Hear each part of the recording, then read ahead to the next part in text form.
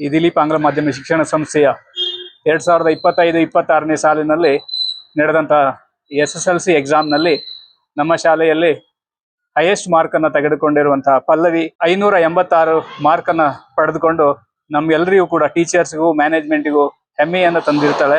ಎಲ್ಲರ ಪರವಾಗಿ ಅವಳಿಗೆ ಹೃತ್ಪೂರ್ವಕವಾದ ವಂದನೆಗಳು.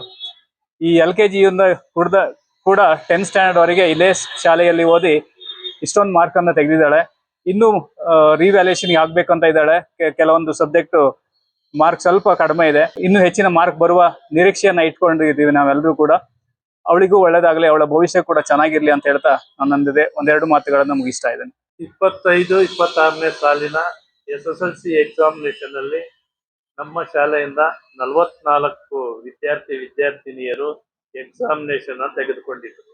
ಅದರಲ್ಲಿ ಪಲ್ಲವಿ ಸ್ಟೂಡೆಂಟ್ 44 ಜನದಲ್ಲೂ 586 ಮಾರ್ಕ್ಸ್ ತಗೊಂಡು ನಮ್ಮ ಶಾಲೆಗೆ ಮೊದಲನೇ ಸ್ಥಾನ ಗಳಿಸಿದೆ. ಆದ್ರಿಂದ ನಮ್ಮ ಶಿಕ್ಷಕ ವೃಂದದ ಪರವಾಗಿ ಮತ್ತೆ ನಮ್ಮ ಮ್ಯಾನೇಜ್ಮೆಂಟ್ ಪರವಾಗಿ ಈ ಒಂದು ಚಿಕ್ಕ ಸನ್ಮಾನವನ್ನ ಮಾಡ್ತಾ ಇದ್ದೀವಿ. ಆಮೇಲೆ ನೋಡ್ರಿ, ವಿದ್ಯೆ ಯಾರು ಶ್ರಮ ಪಡ್ತಾರೆ, ಯಾರು ಆರಾಧಿಸ್ತಾರೆ ಅವ್ರ ಸತ್ತು. ನೋಡ್ರಿ, ಆಯಮ್ಮ ಮನೇಲೆ ಇರ್ತಾರೆ, ತಂದೆ ಕಾರ್ ವಾಷಿಂಗ್ ಹೋಗ್ತಾರೆ. ಅವರ ಕುಟುಂಬದಲ್ಲಿ ಜನಿಸಿದ ಪಲ್ಲವಿ 586 ಮಾರ್ಕ್ಸ್ ತಗೊಂಡು ನಮ್ಮ ಶಾಲೆಗೆ ಮೊದಲನೇ ಸ್ಥಾನವನ್ನು ಪಡ್ಕೊಂಡಿದ್ದಾರೆ. ನಾನು ಹಲವಾರು ಬಾರಿ ಹೇಳ್ತಾ ಇದ್ದೇನೆ, ಯಾರು ಶ್ರಮ ಪಡ್ತಾರೆ, ಯಾರು ಹೃದಯಪೂರ್ವಕವಾಗಿ ಆರಾಧಿಸ್ತಾರೆ ಅವ್ರ ಸತ್ತು. ಯಾವ ಸ್ಟೂಡೆಂಟ್ ತಂದೆ ತಾಯಿ ಗೌರವ ಕೊಡ್ತಾರೆ, ಸಂಸ್ಕಾರ ಸಂಸ್ಕೃತಿ ಆರೋಗ್ಯಕರ ಒಂದು ವಿದ್ಯಾರ್ಥಿಯ ಮೌಲ್ಯಗಳನ್ನ ಉಳಿಸ್ಕೊಂಡು ತಾನು ಸಾಧನೆ ಮಾಡುವಂತ ಗುರಿ ಇಟ್ಕೊಂಡು ಒಳ್ಳೆಯ ರೀತಿ ಯಾರು ಆ ಸರಸ್ವತಿಗೆ ಗೌರವವನ್ನ ಕೊಟ್ಟು ಅಪ್ಕೊಂಡು ತಬ್ಕೊಂಡು ಆರಾಧಿಸ್ತಾರೆ ಅವ್ರ ಸತ್ತು ಆ ಎಜುಕೇಶನ್. ಇದು ಪ್ರೂವ್ ಆಗಿದೆ. ಎಜುಕೇಟೆಡ್ ಮಕ್ಕಳೇ ಎಜುಕೇಶನ್ ಕಲಿತಾರೆ ಅನ್ನೋದು ಒಂದ್ ಕಡೆ, ಬಡವ್ರ ಮಕ್ಕಳು ಎಜುಕೇಶನ್ ಕಲಿತಾರೆ ಅನ್ನೋದು ಇನ್ನೊಂದ್ ಕಡೆ. ಆ ಸರಸ್ವತಿಗೆ, ಆ ವಿದ್ಯೆಗೆ ಯಾವುದೇ ಜಾತಿ ಮತ ಕುಲ ಗೋತ್ರ ಬಡವ ಬಲ್ಲಿಗ ಅನ್ನೋ ಭೇದ ಭಾವನೆ ಇಲ್ಲ.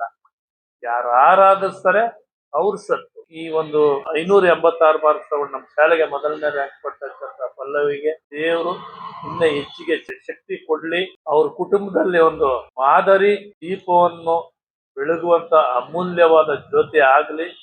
ತನ್ಮೂಲಕ ತನ್ನ ತಂದೆ ತಾಯಿ ಏನು ಈ ಒಂದು ಸ್ಟೂಡೆಂಟ್ಗೆ ತಮ್ಮ ಸರ್ವಸ್ವವನ್ನು ಅರ್ಪಣೆ ಮಾಡಿ ಭವಿಷ್ಯದ ಕನಸನ್ನ ಕಾಣ್ತಾ ಇದ್ದಾರೆ.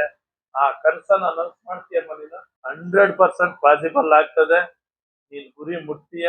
ಮತ್ತೆ ನಮ್ದೊಂದು ಕಿವಿ ಮಾತು, ನೀನು ಯಾವುದೇ ಕಾರಣಕ್ಕೂ ಯಾವುದೇ ವಿಷಯದಲ್ಲೂ ತಾಳ್ಮೆಯನ್ನ ಕಳ್ಕೊಳ್ಳಬಹುದು. ನಾವೆಲ್ಲ ಮನುಷ್ಯರು, ತಪ್ಪು ಮಾಡೋದು ಸಹಜ.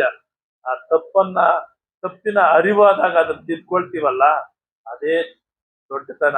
ಮನುಷ್ಯನಿಗೆ ದುಃಖ ಬರ್ತದೆ. ಆ ದುಃಖದಲ್ಲಿ ಎಲ್ಲಾ ಕುಟುಂಬದಲ್ಲೂ ಎಲ್ಲಾ ರೀತಿಯ ತಾಪತ್ರಗಳು ಇದ್ದೇ ಇರ್ತದೆ. ಕೆಲವೊಂದ್ ಟೈಮ್ ದುಃಖ ಬಂದಾಗ ದಯವಿಟ್ಟು ಯಾವುದೇ ಕಾರಣಕ್ಕೂ ದುಃಖದಲ್ಲಿ ನಿನಗೆ ವಿರುದ್ಧವಾದ ಡಿಸಿಷನ್ಗಳನ್ನ ತಗೋಬಾರ್ದು. ಮೊದಲನೇದು. ಎರಡನೇದು, ನಿನಗೆ ಸಂತೋಷ ಆದಾಗ ಯಾವುದೇ ಕಾರಣಕ್ಕೂ ಸುಳ್ಳು ಭರವಸೆಗಳನ್ನ ಕೊಡಬಾರ್ದು. ಮೂರನೇದು, ನಿನಗೆ ನೋವಾದಾಗ ತಾಳ್ಮೆಯನ್ನ ಕಳ್ಕೋಬಾರ್ದು. ಈ ಮೂರನ್ನ ನೀನು ಅಳವಡಿಸ್ಕೊಂಡು ಜೀವನದಲ್ಲಿ ನುಗ್ಗಿದ್ದೆ ಆದ್ರೆ ನೀನ ಏನ್ ಅನ್ಕೊಳ್ತೀಯ ಅದನ್ನ 100ಕ್ಕೆ 100 ಭಾಗ ಸಾಧಿಸ್ತೀಯ. ಮುಂದೆ ಏನಾಗ್ಬೇಕು ಅನ್ಕೊಂಡಿದ್ದೀಯ, CA ಆಗ್ಬೇಕು. That is 100% possible. ಬಟ್ ಇದೇ ರೀತಿ ಮುನ್ನುಗ್ಗು. ನಿನ್ನ ಮನಸ್ಸನ್ನ ಯಾವುದೇ ಕಡೆಗೆ ಡೈವರ್ಟ್ ಮಾಡ್ಕೊಳಕ್ ಹೋಗ್ಬೇಡ. ನೀನ್ ಒಳ್ಳೊಳ್ಳೆ ಸಹವಾಸ ದೋಷದಿಂದ ಕೆಲವು ಟೈಮು ವಿದ್ಯಾರ್ಥಿಗಳು ದಾರಿ ತಪ್ಪಿದಂತ 100 ನಿದರ್ಶನಗಳನ್ನ ನಾವು ನೋಡಿದ್ದೇವೆ.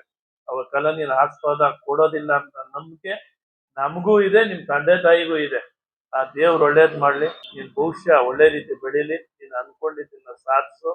ಸಮಾಜಕ್ಕೆ ಒಂದು ವಿಶೇಷ ಬೆಳಿ, ಕುಟುಂಬಕ್ಕೆ ಒಂದು ಅಮೂಲ್ಯವಾದ ಜ್ಯೋತಿಯಾಗಿ ಬೆಳಗಿಸಿ ಒಂದು ಒಳ್ಳೆಯ ಗೌರವವನ್ನು ತಗೊಂಡ್ಕೊಳ್ಳಬಹುದ ವಿದ್ಯಾರ್ಥಿ ಆಗುವ ಅಂತ ಹೇಳ್ತಾ ಆ ದೇವ್ರು ಒಳ್ಳೇದ್ ಮಾಡ್ಲಿ ಹೇಳಿ 2 ಮಾತುಗಳನ್ನು ಮುಗಿಸ್ತಾ ಇದ್ದೇವೆ.